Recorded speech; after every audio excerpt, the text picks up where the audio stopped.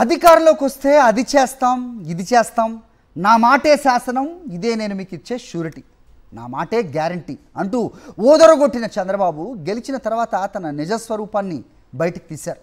ఎన్నికల ముందు సభలో ఓదరగొట్టే ఉపన్యాసాలు చేసి ప్రజలకిచ్చిన హామీలు నేల రాశారు. రైతుల్ని విద్యార్థుల్ని వాలంటీర్లను అందరినీ మోసం చేసిన బాబు ఇప్పుడు మున్సిపాలిటీ కార్మికులకు ముండి చేయి చూపారు. మేము అధికారంలోకి వస్తే బ్రతుకు మారుతుంది, భవిష్యత్ గ్యారంటీ అంటూ మాట్లాడిన చంద్రబాబు అనుకో ఇప్పుడు సైలెంట్ అయిపోయారు.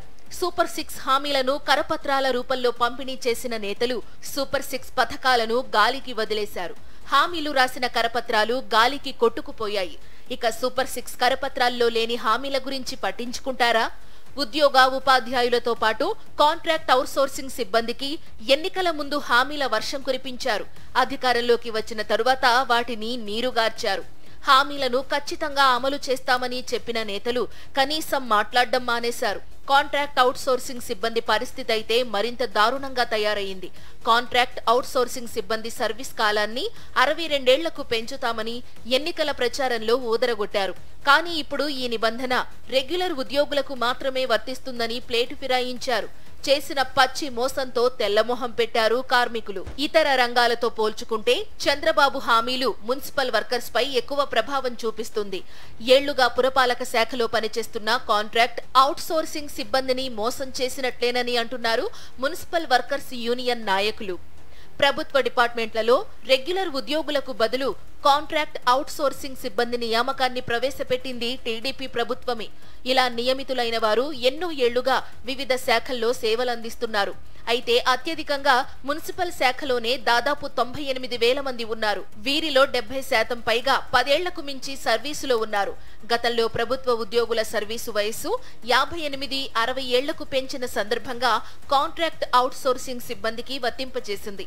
ప్రస్తుతం వీరి సర్వీసు వయస్సు 60 ఏళ్ల వద్ద ఉంది. ప్రభుత్వ పర్మనెంట్ ఉద్యోగుల మాదిరిగా 62కు పెంచాలని మున్సిపల్ వర్కర్స్ డిమాండ్ చేశారు. తాము అధికారంలోకి వస్తే 62 ఏళ్లకు పెంచుతామని ఎన్నికల ప్రచారంలో ఊకదంపుడు ప్రసంగాలు చేసిన చంద్రబాబు ఆ మాటలనే మర్చిపోయారు. రాష్ట్రంలోని తెలుగుదేశం కూటమి ప్రభుత్వం ఆప్కాస్లో ఉన్న ఉద్యోగులు ప్రభుత్వ ఉద్యోగులు కారు కనుక వీరందరికీ 62 ఏళ్లకి పదవీ విరమణ వయసు పెంచడానికి సాధ్యం కాదు. అట్లాగే గ్రాట్యుటీ వర్తించదని చెప్పి సర్క్యులర్ జారీ చేశారు.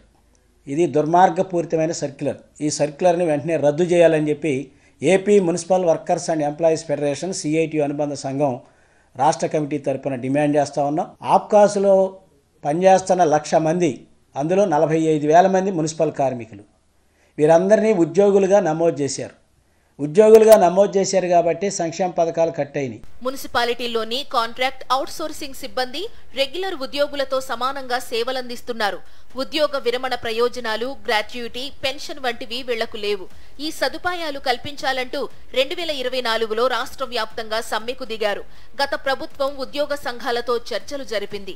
కాంట్రాక్ట్ అవుట్సోర్సింగ్ విధానంలో 10 ఏళ్ల సర్వీసు దాటిన వారికి రిటైర్మెంట్ బెనిఫిట్ గా 75,000, ఆ పై ఏడాదికి 3,000 చొప్పున ఇస్తామని ప్రకటించి అమలు ప్రక్రియ ప్రారంభించింది. ఇంతలో ఎన్నికల నోటిఫికేషన్ కోడ్ రావడంతో అమలు కాలేదు. తాము అధికారంలోకి రాగానే ఈ సదుపాయాలతో పాటుగా సర్వీస్ కాలాన్ని 62 ఏళ్లకు పెంచుతామని హామీ ఇచ్చారు చంద్రబాబు. 10 నెలలుగా దీని అమలుపై ఉద్యోగ సంఘాలు ప్రభుత్వానికి విజ్ఞప్తులు చేస్తున్నా పట్టించుకోవడం లేదు. సర్వీస్ కాలం పెంపు సాధ్యం కాదని ప్రభుత్వం ఉత్తర్వులు జారీ చేసింది. గత ప్రభుత్వం కాంట్రాక్ట్ అవుట్సోర్సింగ్ ఉద్యోగుల కోసం ఆప్కాస్ను ఏర్పాటు చేసి 1వ తేదీనే వేతనాలు అందించింది. ఇప్పటికే చంద్రబాబు ఆప్కాస్ను రద్దు చేసి తిరిగి పాత విధానం అమలు చేస్తామని ప్రకటించడంతో మున్సిపల్ కార్మికులు ఆందోళన బాటపట్టారు. గ్రాట్యుటీ, రిటైర్మెంట్ బెనిఫిట్స్ ఇవ్వకుండా సర్వీస్ కాలాన్ని 60 ఏళ్లకే కుదించడాన్ని కార్మిక సంఘాలు ఖండిస్తున్నాయి. ఉత్తర్వులను వెనక్కి తీసుకోవాలని, లేని పక్షంలో పోరాటం ఉధృతం చేస్తామని హెచ్చరికలు జారీ చేశారు కార్మికులు.